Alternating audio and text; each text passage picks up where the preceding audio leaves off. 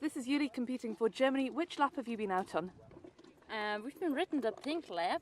It's been 38 kilometers. And are you doing 120 or 160? 120. How are the conditions out there this morning?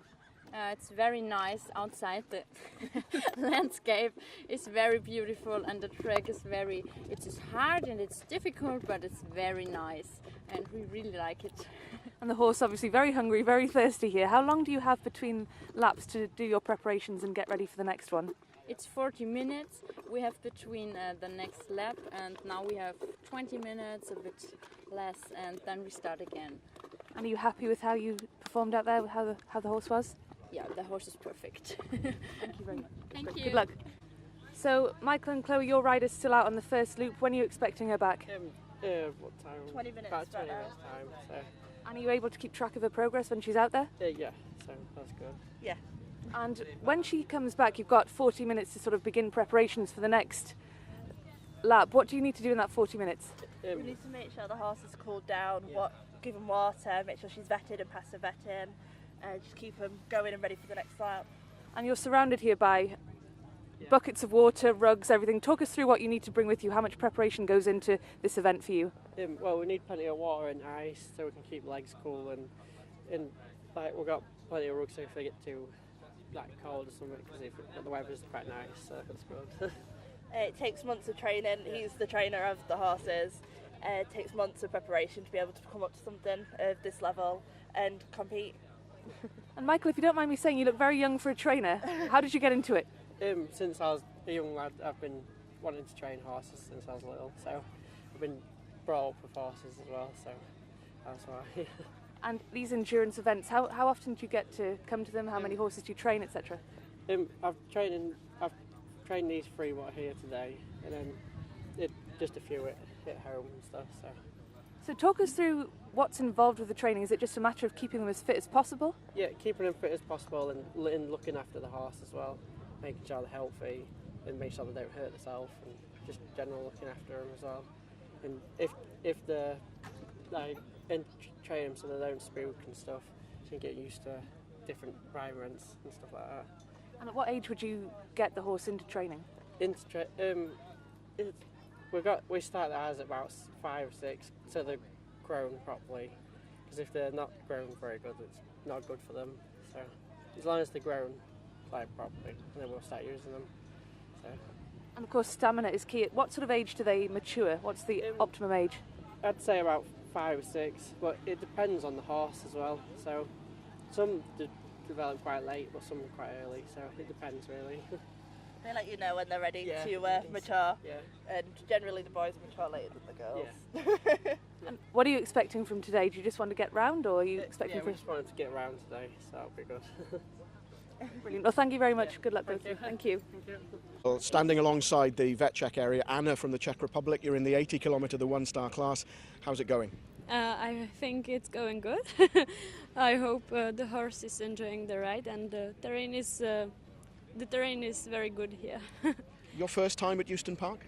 Yeah, this is the first time with the horse overseas. Oh wow, so never been overseas before. What do you think? With the horse. Yes. Alone, yeah. What do you think? I think it's it's cooler here. I'm in the weather. And what are your hopes for today? What are you looking for? Just to finish. Okay, well good luck and enjoy the rest of the day. Thank you. Paula, you're from Spain. How are you enjoying Euston Park? Very good. I like this. It's the biggest ride endurance I have ever been to, so I am very happy. Now, which class are you? Say 1-star. Okay, and how's it going so far? Good, very good. We go slow, but good. You enjoying the scenery? The scenery. The countryside, the park? Yes, it's beautiful. It's very beautiful. Fantastic. I love it. Excellent. Enjoy the day. Thank you. And another competitor from the 1-star, the 80 kilometres. Susan, how are you getting on? Very well, thank you. The course is riding beautifully. Have you ridden here before? Several times. It's a really top-class international course, one of the best in the country. And in terms of international entries, I mean, we've already spoken to people from the Czech Republic and from Spain. It's great to see so many countries represented here. It really is. I'm riding a Spanish horse, and the camaraderie is brilliant. Everyone's so friendly.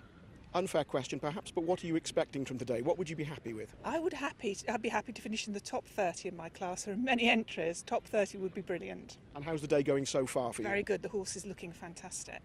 Brilliant. Enjoy the day. Thank you very much. Bye.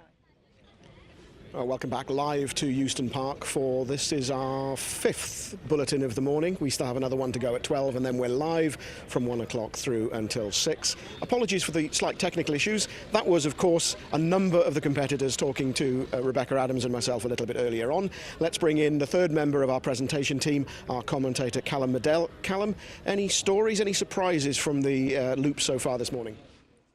Hello again, Mark. Yeah, it's been a fairly quiet start so far. There's been a few withdrawals, a few eliminations early on. There's a couple of notable ones in the 160 category.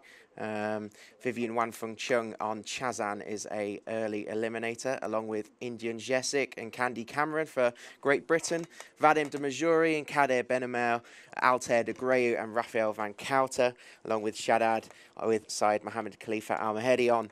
So there is 5 eliminations on the 160 category. Most of them are still on the second loop. We go to the 120 kilometre one as well, and there's a lot of eliminations there. In fact, there's well over 20 so far. They're actually ahead now of the 160 group, largely because of the shorter distance to go. The lower 40 kilometres less is quite a significant amount.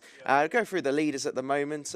Leading the 160 category is Siam de Bartas with Hamad Abeid Rashid Al-Khari on board.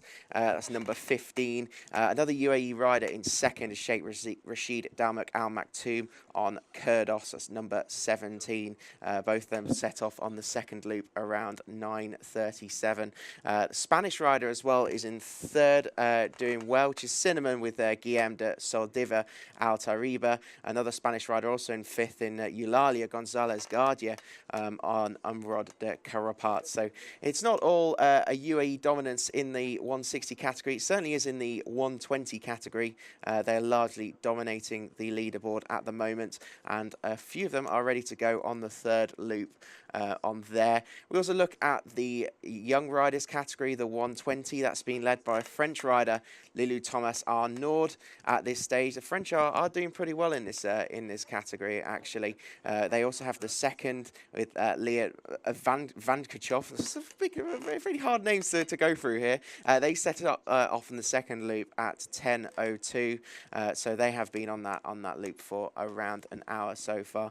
There's also 4 eliminated in that category of the 39 runners. Just to go through them quickly: Tessa Kilpatrick for Great Britain, Arathnes Phoebe, her horse. Alice Farb on Al Dare is also been eliminated. Sugar Plum for Abdullah Mohammed Ali Al.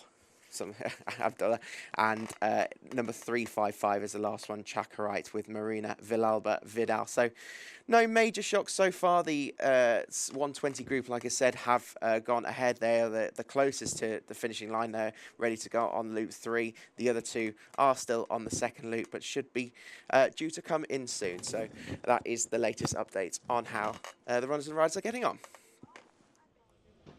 Thank you, Callum. And Callum, Rebecca and myself will be back with you in just under an hour's time. Just looking at the vet lines behind me, relatively quiet now. So as Callum was saying, a lot of horses out on the various loops. We'll bring you up to date with what's been happening in our final bulletin, which is at 12 o'clock UK time. And then we're on air right the way through the afternoon, starting at 1. We'll see you later.